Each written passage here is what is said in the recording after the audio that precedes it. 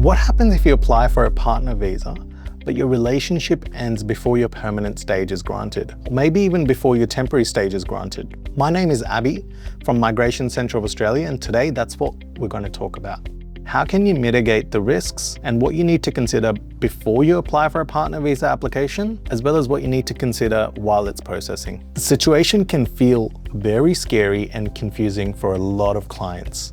And this is when things start to go wrong, either before your visa is granted, the temporary stage, or even before the permanent stage is granted. It can still cause significant either delays or even result in a cancellation of your partner visa if a relationship has ended.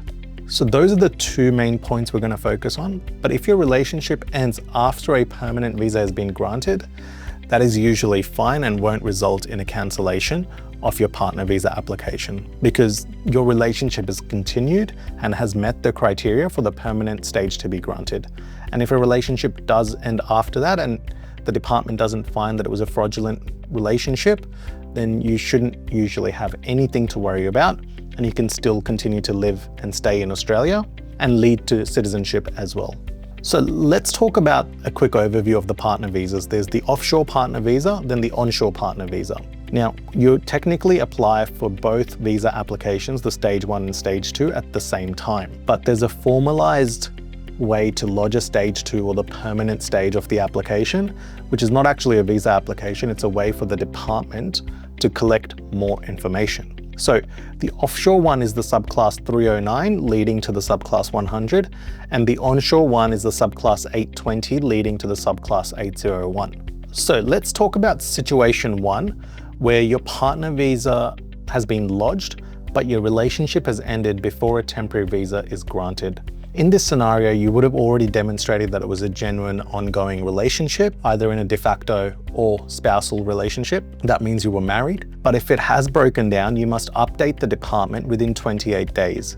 That's the obligation for the sponsor as well as the visa applicant, because this is a change in your circumstances. In most cases, when it comes to this scenario, your partner visa can be withdrawn and you can try to request for a refund.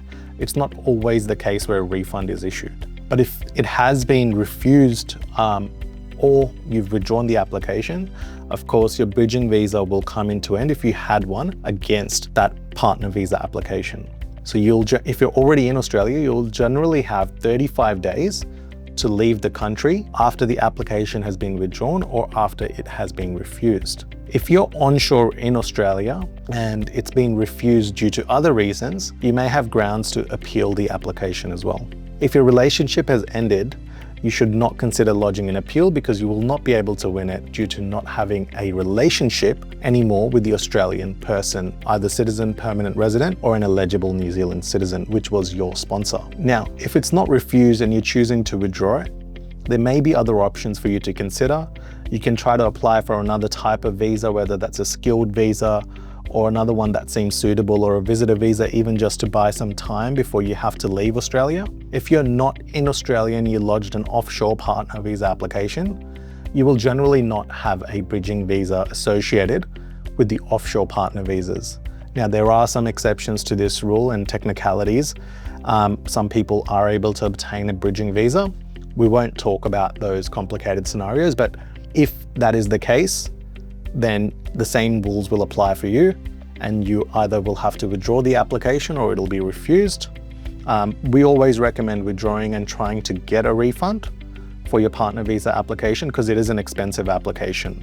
Now, there are very specific circumstances and requirements you need to meet to maybe still be granted your permanent stage 2 partner visa. Even though the relationship has ended, the specific grounds on this are either you've been subject to family violence as a visa applicant, or you have had a child together.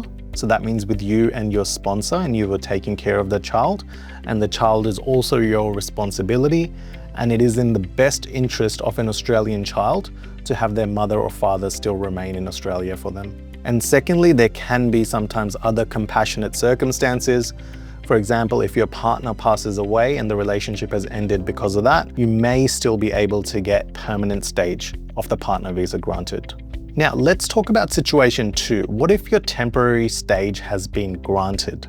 That means you hold either a Subclass 309 or a Subclass 820 visa currently. In that scenario, if your relationship ends, again, you still need to follow the same procedure, but sponsorship obligations also have come into effect. So the sponsor should definitely inform the department of the relationship ending within 28 days, and you should also inform the department about the relationship ending within 28 days as a visa applicant. Now, if this is the case, again, same criteria, your partner visa can be cancelled. And before it's cancelled, it's important to consider your options. Are there any other visas that you can apply for?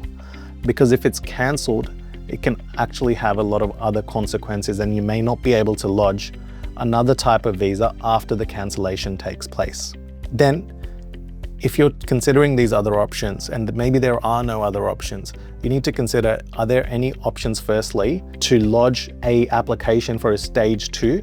Now we'll talk about when you can lodge a stage 2 next, but if you can lodge the permanent stage application, then in that scenario, are there grounds for you to still win based on either family violence, having an Australian child together, or other compassionate circumstances?